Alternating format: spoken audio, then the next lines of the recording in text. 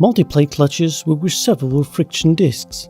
Unlike dry friction clutches used in most cars with manual transmissions, where only one friction disc with two friction surfaces is used to transmit power from the engine to the transmission. A multiplate clutch is composed of a series of friction discs that are connected to a shaft. The friction discs have friction surfaces to increase the coefficient of friction. Usually, friction surfaces are made of carbon fiber, sintered bronze, or graphite. Steel discs can be found between the friction discs.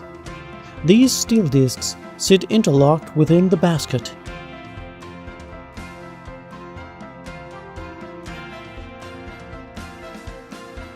The set of clutch discs is often referred to as a clutch pack. In the current arrangement, the friction and steel discs are forced together by pressure. That is, a rotation of the friction discs will result in a rotation of the steel discs, and vice versa.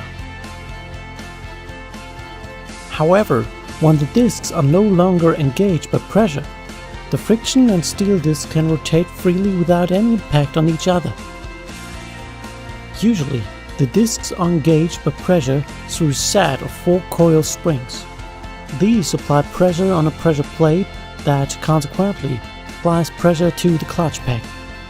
Applying pressure to the pressure plate and the coil springs from the other side will release the pressure on the clutch pack. This is usually done by a push rod. This push rod may be connected to a clutch lever that the rider of a motorcycle can use to disconnect the transmission from the engine.